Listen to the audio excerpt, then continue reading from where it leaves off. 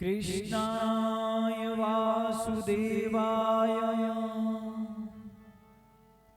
हरे परमात्मने प्रणतः क्लेशनाशाय गोविंदाय नमो नमः। सच्चिदानंद रूपाय विश्वोत्पत्त्यादि हेतवे तापत्रय विनाशाय श्रीकृष्णाय वयं नमः।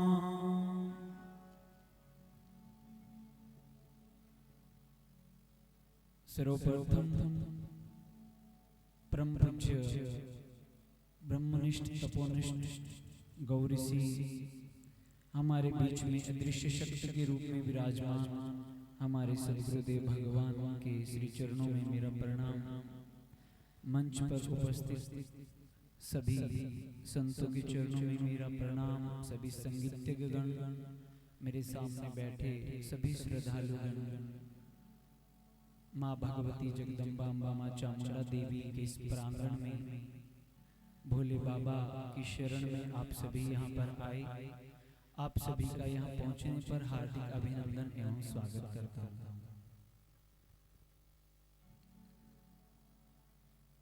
बड़े सुंदर भावों से परम पूजनीय परम वंदनीय स्वामी जी का अभिभजन आपने सुना।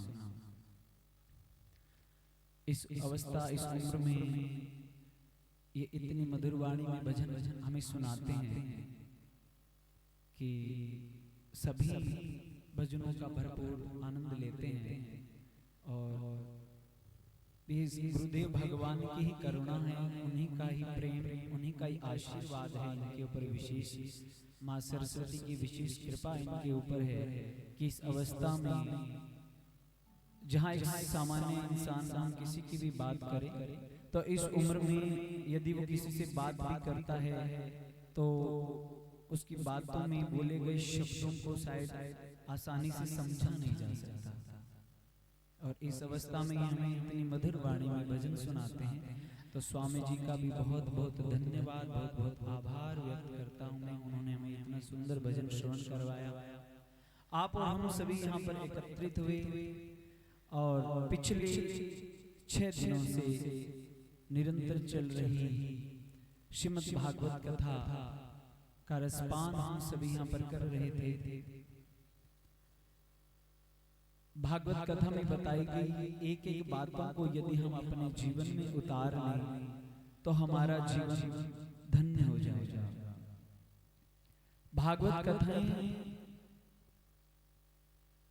या कोई भी कथा इसलिए करवाई जाती है कि यदि समाज में, गांव में किसी प्रकार की कोई कुरीतियां बढ़ी हुई हैं, किसी प्रकार की कोई नकारात्मक ऊर्जा यदि हमारे गांव में है तो उससे हमें छुटकारा मिल सके। साथ ही कथाएं हमें आध्यात्म के मार्ग पर लेकर जाती है, हमें भक्ति करना सिखाती है। संतों की सेवा, भगवत कथाएं हमें एक नई दिशा और दशा प्रदान करती हैं। हमें कौन सी दिशा में जाना है ये हमें कथाओं पे आकर के, संतों के सानिध्य में आकर के ये हमें पता चलता है।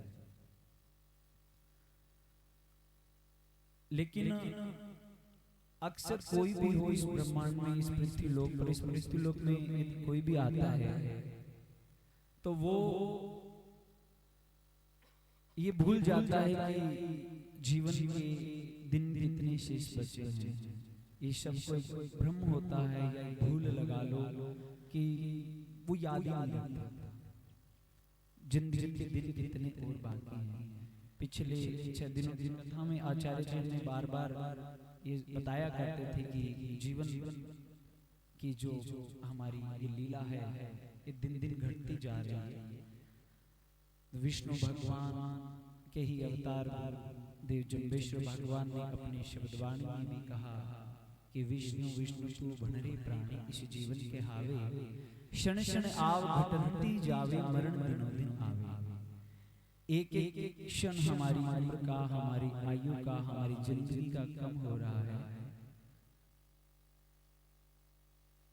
हमारी उम्र हमें ऐसा लगता है कि बढ़ रही है, बढ़ नहीं रही, हमारी उम्र घट रही है।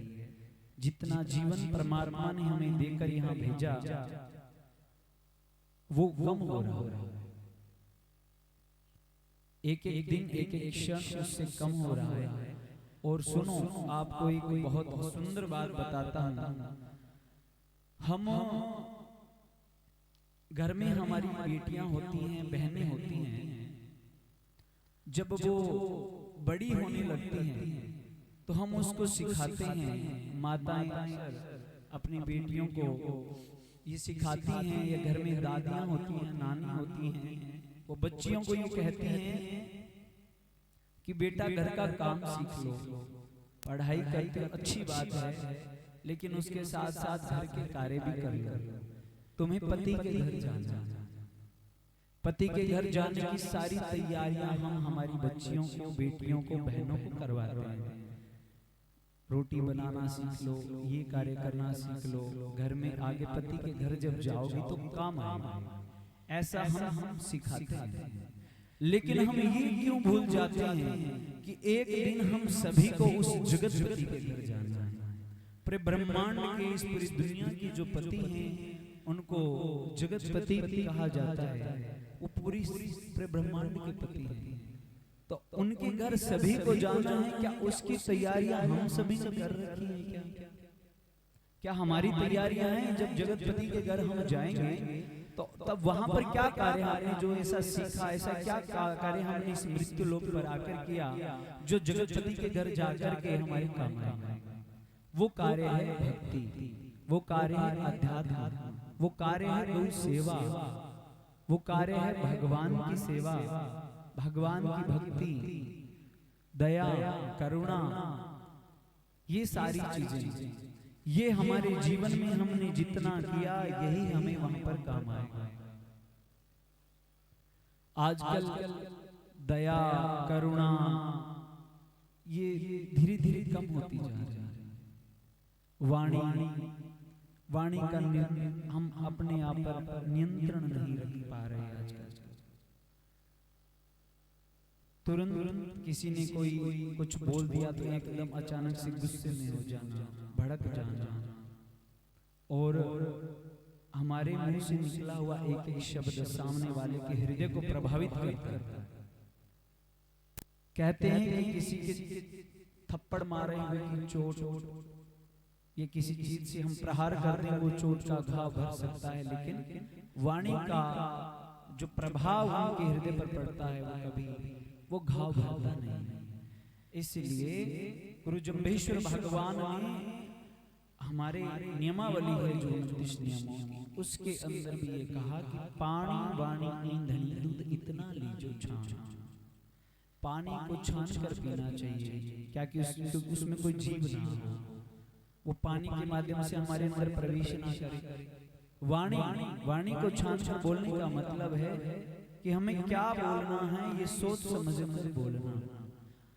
पहले स्कूलों में या गांव की किसी भी सरकारी संस्थाओं पर, गांव में जैसे वाटर सप्लाई होती है, बिजली घर होता है, उनकी दीवारों पर अक्सर ये स्लोगन लिखे हुआ रहा करते थे। आजकल तो कम ही नजर पड़ते हैं कि बोलने से पहले शब्दों को तोला करो। ऐसा हम छोटे हुआ करते थे तब पढ़ते थे कि बोलने से पहले शब्दों को तोला करो। तो बोलने से पहले तोलने का मतलब ये है कि हमें पहले मनन करना चाहिए, चिंतन करना चाहिए कि हम क्या शब्द बोलने वाले हैं और इस शब्द का सामने वाले पर क्या प्रभाव पड़ेगा। हमेशा जीवन में विनम्रता रखनी चाहिए, बात करो किसी से प्यार से करनी चाहिए। मीठी वाणी बोल सबको प्रेम से पुकारिए, कड़वे बोल बोल की जिंदगी बिगाड़ी। क्यों कड़वे बोल बोल जिंदगी बिगाड़ी? आप किसी से अच्छा व्यवहार करोगे, विनम्रता पूर्वक ढंग से यदि किसी से बोलोगे तो आप हर किसी को प्रिय लगोगे।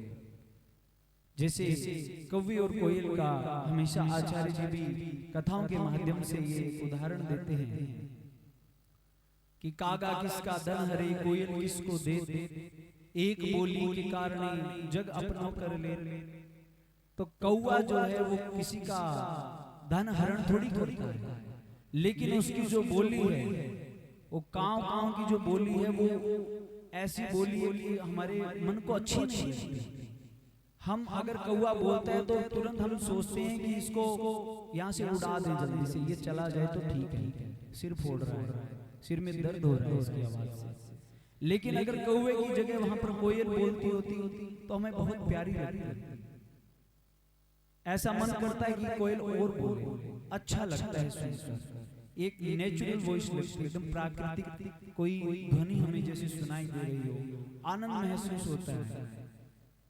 वाणी का इतना प्रभाव हमारे जीवन पर पड़ता है। तो इसलिए हमेशा विवेकपूर्ण ढंग से जीवन शैली को जीना चाहिए, जीवन शैली अच्छी रखनी चाहिए, सबसे प्रेम भाव से रहना चाहिए। आप एक गांव में रहते हो, एक रूपता से रहना चाहिए, सभी को एकता से रहना चाहिए। आजकल भाई भाई से प्रेम कम रख रहा है, बाहर के मित्र दोस्त को धर्म का भाई बना लेते हैं, लेकिन जो सगा भाई है उससे प्रेम नहीं करते। जिसने तुम्हारी माँ की कोख से जन्म लिया, बचपन में तुम एक ही साथ में खेलते थे, एक ही साथ भोजन करते थे, एक ही साथ सारी क्रियाएं करते थे, अचानक ऐसा क्या हुआ बड़ा होते ही कि आप दोनों के बीच में अलग हो गए आप लोग, और अब एक दूसरे से बातें करने में भी संकोच होता है, एक दूसरे को भाई कहने में भी संकोच होता है। ऐसा नहीं होना चाहिए। हमारे गुरुदेव जम्बेश्वर भगवान ने भी हमें हमेशा प्रेम से रहना सिखाया। अपनी वाणी में उन्होंने 120 जो शब्द हैं उनके अंदर अपनी वाणी में उन्होंने हर जगह प्रेम का ही वर्णन किया। और हमारी जो 29 नियमों की नियमावली है उसके अंदर भी हमेशा शीलता का पालन करना, मन वचन कर्म से हम किसी का बुरा ना करें, अहित ना करें, ऐसा वर्णन उसमें आता है। तो ऐसी बातों का ध्यान रखते हुए ये सभी चीजें हमें जीवन में अपनानी चाहिए। और एक छोटा सा भजन हम लोग मैं अभी आपको सुनाऊंगा, लेकिन उस भजन पर आपको ये मनन करना है, ये चिंतन करना है। भजन बहुत छोटा है, लेकिन उस भजन के अंदर पूरा जीवन समाया हुआ है। एक मनुष्य का जीवन कितना सा होता है और कब खत्म हो जाता है ये पता भी नहीं लगता। बाल्यावस्था में हमें सोचते हैं कि अभी तो हमारे बच्चे छोटे हैं, कोई बात नहीं, बड़े होंगे तो अपने आप मंदिरों में जाने लगेंगे, अपने आप भक्ति करने लगेंगे, अपने आप से ही जैसे इनकी समझ बढ़ेगी तो अच्छे कार्य करने लगेंगे, सेवा करने लगेंगे। लेकिन ऐसा नहीं है। आप लोग जब तक स्वयं नहीं करोगे तो आपके बच्चे नहीं करेंगे। बच्चे हमेशा देख कर सीखते हैं। आप जो भी क्रियाएं करेंगे आपको देखकर आपका बच्चा करेगा। आप घर में हवन करेंगे तो बच्चा भी हवन करना सीखेगा। आप मंदिर जाएंगे तो बच्चा आपके साथ मंदिर जाना सीखेगा। आप साधु संतों की सेवा करेंगे तो बच्चा सेवा करना सीखेगा। आप गौशालाओं में जाओगे, आप गौओं को भोजन कराओगे, गौओं को चारा डालोगे, तो आपका बच्चा आपको देख करके ही आपके आचरणों का अनुसरण करता है, अपने जीवन में धारण करता है। लेकिन यदि हमने ये सोचकर टाल दिया कि जब उम्र बढ़ेगी तो अपने आप सीख जाएगा, तो वो कभी नहीं सीख सकता। बड़ा होते ही वो अगर गलत संगत में चला गया तो वो गलत बन जाएगा। आप भले जितना मर्जी अच्छे बने बने, आपके बच्चे ने एक बार गलत संगत पकड़ ली तो उसको सुधारना मुश्किल हो जाएगा। इसलिए कुछ बातें ध्यान देने योग्य है कि जब बच्चे 14-15 साल के हो जाते हैं तो माता पिता को उनके मित्र बन जाना चाहिए। 14-15 साल की अगर बेटी हमारे घर में है तो उसकी माता को चाहिए कि वो अपनी बेटी की फ्रेंड बन जाए, मित्र बन जाए, मित्रवत से व्यवहार करे, वो सारी बातें उससे शेयर करे। क्योंकि 14-15 साल की यदि कोई लड़की है तो वो समझदार हो जाती है, वो मैच्योर हो जाती है, दुनियादारी की बातें समझने लगती है। वो बाहर की कोई ऐसी दोस्त ना बना ले, कोई बुरी संगत वाली दोस्त ना बना ले। उससे पूर्व, उससे पहले आप ही अपनी बेटी के दोस्त बन जाओ। आप ही उससे सारी बातें शेयर किया करो। आप उससे सारी बातें शेयर करोगे तो उसके मन में कोई भी बात होगी, बिटिया हमारी बाहर पढ़ने जाती है, किसी प्रकार की उसको कोई चिंता सताती है, उसको कोई परेशान करता है, किसी भी तरह की उसको कोई बात कहता है बाहर, तो वो आकर सबसे पहले अपनी माँ को बताएगी। क्यों? क्योंकि उसकी माँ उसकी सबसे अच्छी दोस्त है। हमारे मन में कोई भी बात होती है, हम हमारे नजदीकी दोस्त को सबसे पहले बताना जरूरी समझते हैं। ये हमारे जीवन का एक हिस्सा बन जाता है कि जब तक मैं अपनी बात अपने दोस्त को नहीं बताऊंगा तो रोटी हजम नहीं होती। ऐसा होता है ना। इसलिए बेटी का और माँ का जो रिश्ता है वो 14-15 साल की उम्र की जब बेटी हो जाती है तो उनका एकदम मित्र जैसा व्यवहार उनके साथ होना चाहिए। सेम ऐसे ही एक पिता को चाहिए कि वो अपने बेटे के साथ मित्रवत व्यवहार करे जब वो 14-15 साल का हो जाए। 14-15 साल का बेटा यदि अपने पिताजी के साथ मित्रवत व्यवहार करे, मित्रवत व्यवहार का मतलब ये नहीं है कि आप अपने पिताजी का जो आदर सत्कार करते हैं वो करना भूल जाओ, के पास जाकर गए और पापा यार कैसे हो, मतलब इस तरीके से नहीं। वो आदर तो करना ही है। व्यवहारिक बातें जो आप बाहर दुनिया में तरह तरह के दोस्त बना के जो उनसे शेयर करते हो वो आप पिता से कर सकते हो, क्योंकि अब आप भी समझदार हो गए हो और आपके पिताजी भी ये जानने लग गए कि बेटा मेरा धीरे धीरे जवान हो रहा है, ये बाहर जाता है, गलत संगत में ना पड़ जाए, इसलिए सारी बातें मेरे से शेयर करता है। वो बेटा कभी बिगड़ नहीं सकता, गलत संगत में जाएगा नहीं। सेम ऐसे ही बिटिया यदि अपनी माँ की दोस्त बन जाएगी तो वो कभी भी गलत संगत में नहीं जा सकती। ये पक्की बात है। आप अपने घर में ऐसा व्यवहार अपने बच्चों के साथ करके देखना। तो जो भजन की मैं बात कर रहा था वो भजन अभी मैं आपको सुना रहा हूँ और बड़ा प्यारा भजन है, आप सभी मेरे साथ मिलकर के गाएंगे।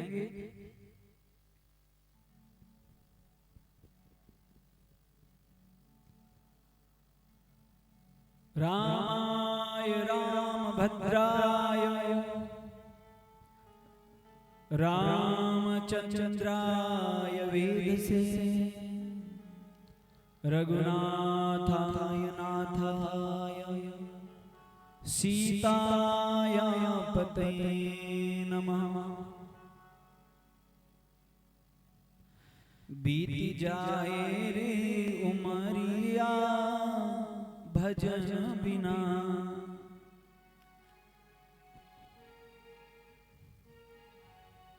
बीती जाए रे उमरिया भजन बिना, बीती जाए रे उमरिया भजन बिना, बीती जाए रे उमरिया भजन बिना, बीती जाए रे उमरिया भजन बिना।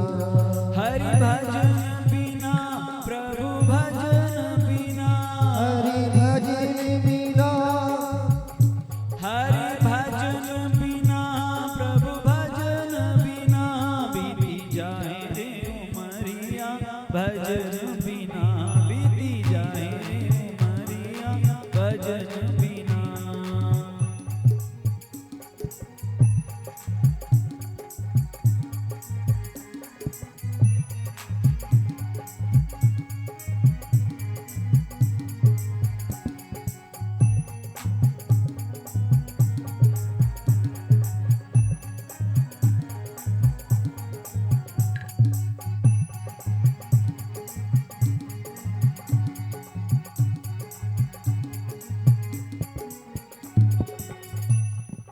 बालापन खेलन में खोयो इयो बड़ी नादानी, बालापन खेलन में खोयो इयो बड़ी नादानी।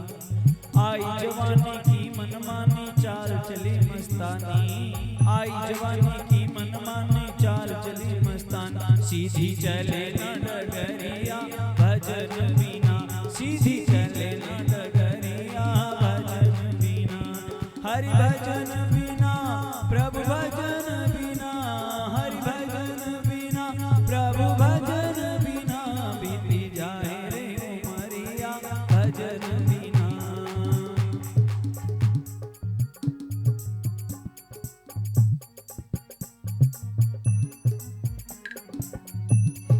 जय हो।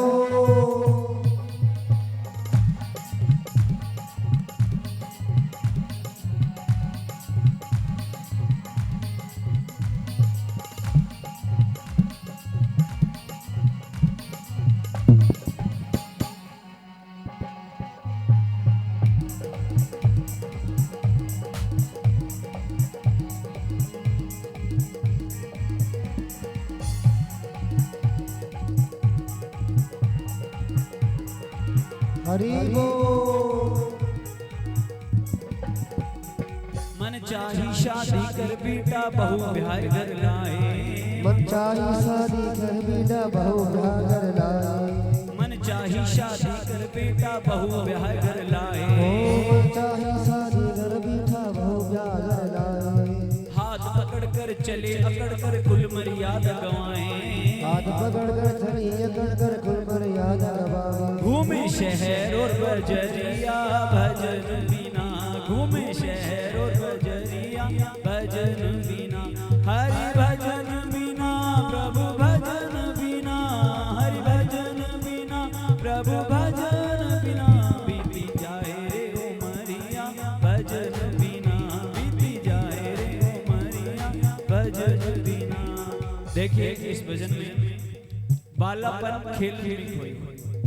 जब बचपना होता है तो खेल खेल में गुजार जाता है कि वो बड़ी नादानी करता है वो। समझदारी होती नहीं है, माँ बाप ध्यान देते नहीं है।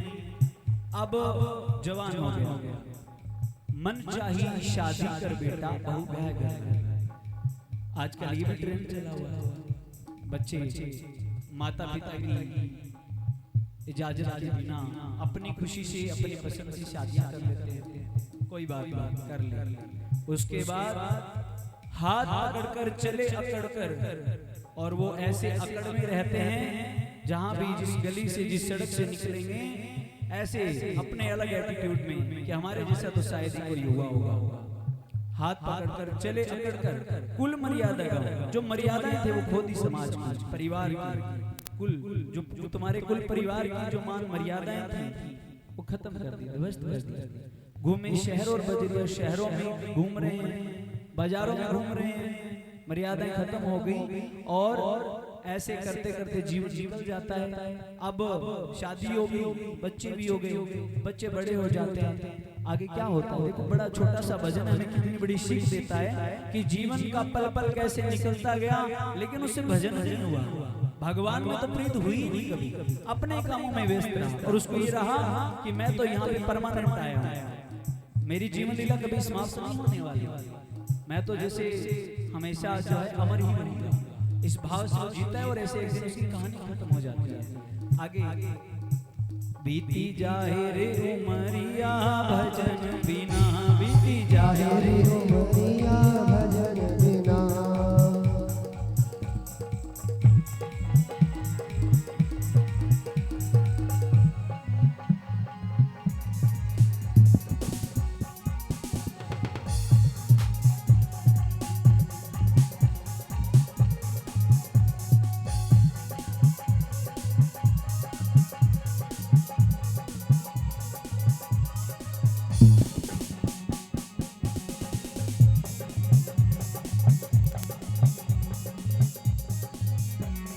चंद रोज में बेटा बेटी ससुर दामाद कहाए। चंद रोज में बेटा बेटी ससुर दामाद कहाए। चंद रोज में बेटा बेटी ससुर दामाद कहाए। चंद रोज में बेटा बेटी ससुर दामाद कहाए। बेटे से बन गए बाप फिर बाबा का नंबर आए। बेटे से बन गए बाप फिर बाबा का नंबर आए। झुक गई बाबा की कमरिया। जय हो। झुक गई बाबा की कमरिया भजन बिना। झुक गई बाबा की कमरिया भजन बिना। अब बेटा बेटी हुए, बेटा बेटी की शादी कर दी, पोता पोती हो गए, दोता दोती हो गए। आगे की बड़ी चिंताएं सताने लगी कि मेरे पोते का ध्यान रखूंगा, पोता भी जवान हो गया, पोते की भी शादी कर दूंगा। ऐसी ऐसी बस अब मन में चिंताएं भी रहती हैं और बड़ी आशाएं उम्मीदें अपने परिवार से रहती है, लेकिन भगवान की तरफ अभी भी ध्यान नहीं गया। जीवन लीला धीरे धीरे खत्म होने की तरफ है। अब क्या अवस्था आती है जब पोता पोती दोता दोती होती है तो वृद्धावस्था आ जाती है। अब चंद रोज में बेटा बेटी हुए, ससुर दामाद भी हो गए, सब कुछ हो गया। बेटे से बन गए बाप, फिर बाबा का नंबर आया और ऐसे बाबा बन गए और झुक गई बाबा की कमरिया। अब उसकी कमर झुक गई, चल फिर नहीं पा रहा ढंग से, हाथ पांव काम नहीं कर रहे। भरी जवानी में भी भजन नहीं किया तो अब तो क्या ही करेगा। जब हाथ पांव अच्छे से काम करते थे तभी कभी मंदिर नहीं गया, अब क्या जाएगा। तो अब आगे क्या हालत होती है। लास्ट एक ही पंक्ति अब आपको पता है, एक ही स्टेज बची है। आखिरी में क्या होता है, बीती जाए रे उमरिया भजन बिना, बीती जाए रे उमरिया भजन बिना, हरि भजन बिना प्रभु भजन बिना, हरि भजन बिना प्रभु भजन बिना, बीती जाए रे उमरिया भजन बिना।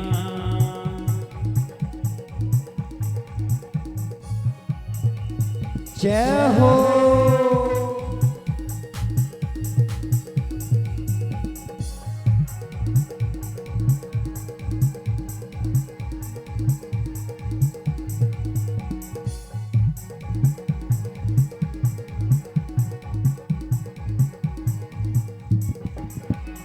एक दिन राम नाम सत हो गया, हो गई खत्म कहानी। एक दिन राम नाम सत हो गया, हो गई खत्म कहानी। सगे समंदी रोवे बाबा बोल सके ना वाणी, सगे समंदी रोवे बाबा बोल सके ना वाणी। एक दिन राम नाम सत हो गया, हो गई खत्म कहानी। सगे समंदी आ रहे हैं, रो रहे हैं, कह रहे बाबा आप नहीं बोल रहे, अब तो चले चले पूरा जीवन उन्होंने बिता दिया, एक बार भी परमात्मा का नाम नहीं लिया। ऐसे इस सृष्टि पर बहुत से लोग होते हैं, एक बार भी जुबान पर भगवान का परमात्मा का नाम नहीं आता, कभी मंदिर नहीं जाते। बात करो उनसे तो ऐसी बड़ी दिव्य महापुरुषों जैसी बातें करेंगे कि हमारे तो दिल में भगवान है। अरे दिल में भगवान है, उस भगवान को जानने के लिए साधना तो करनी पड़ेगी, भक्ति तो करनी पड़ेगी। वो कैसे बढ़ेगी, वो मंदिर जाएगा, कथाओं में जाएगा, सत्संगों में जाएगा, तभी तो उस घट में बैठे परमात्मा का पता चलेगा, तभी तो उसको पहचान पाएगा। ये तो सबको पता है हमारे भीतर भगवान है। बातें बड़ी बड़ी करेंगे कि हमारे तो घट में ही है, हमारे तो अंदर ही है भगवान, साक्षात हम ही है, हमें जरूरत नहीं है मंदिर जाने। एक दिन राम नाम सत हो गया, हो गई खत्म कहानी।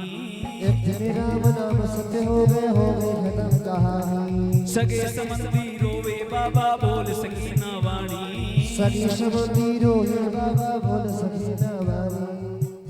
बंद हो गई रे नजरिया, बंद हो गई रे नजरिया भजन बिना, बंद हो गई रे नजरिया भजन बिना। हरि भजन बिना प्रभु भजन बिना, हरि भजन बिना प्रभु भजन बिना, बीती जाए रे उमरिया भजन बिना, बीती जाए रे उमरिया भजन बिना। श्री कृष्ण गोविंद हरे मुरारी, हे नाथ नारायण वासुदेवा। कृष्ण गोविंद हरि मुरारी, नाथ नारायण वासुदेवा।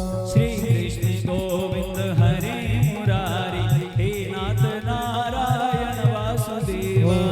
कृष्ण गोविंद हरि मुरारी, नाथ नारायण वासुदेवा। हे नाथ नारायण वासुदेवा, नाथ नारायण वासुदेवा। हे नाथ नारायण वासुदेवा, नाथ नारायण वासुदेवा। हे नाथ नारायण वासुदेवा। बोलो बांके बिहारी लाल की जय हो। सद्गुरुदेव भगवान की जय हो। मात पिता गुरुदेव की जय हो। तो अब आगे इसी प्रोग्राम को ऐसे ही निरंतर चलाने के लिए आगे की श्रृंखला में जैसे आचार्य जी का आदेश जिनके लिए रहेगा, यहाँ पर आज कई कलाकार हैं, आपके गांव में भी कई कलाकार हैं, उनसे भी हम भजन श्रवण करेंगे, आचार्य जी बताएंगे उनके बारे में। तो मैं पिछले 6-7 दिन से इस खलीलपुर की पावन धरा पर, जहाँ हमारे पूज्य गुरुदेव भगवान हमेशा आया करते थे और बड़ा प्रेम उनका था आप सभी के साथ और आप सब लोगों का उनके साथ, और आप सब लोग परम सौभाग्यशाली हैं कि एक साल में कई बार गुरुदेव भगवान के आपके गांव के अंदर चरण पड़ते थे।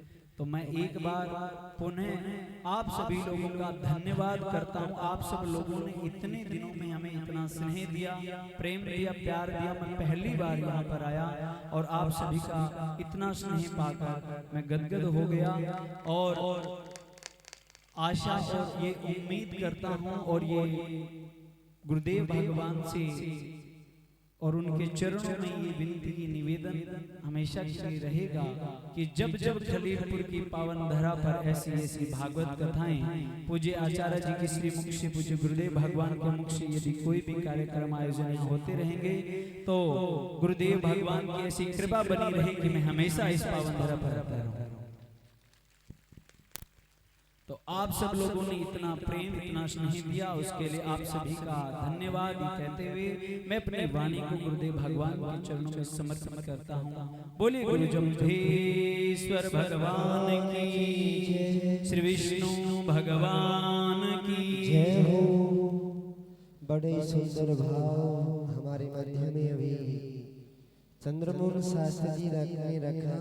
गुरुदेव भगवान जामो जी ने भी तो कहा है, चलन चलनते बाश वसनते जीव जीवनते कायन प्राणी विष्णु न जप्यो। इसी सुक्ति के पर उन्होंने अपना भाव, अपने विचार आपके मध्य में रखी। और आइए अब हम एक भजन हमारे मध्य में मधुर कंठ के धनी हमारे गोपाल भैया, उनके मुख से सुनेंगे। बड़ी ही मधुर की आवाज है, बस बहुत ऐसा लगता है बस उनके भजनों को हम श्रवण करते रहे, बड़े भाव से वो हमारे भजन सुनाते हैं। तो आइए हमारे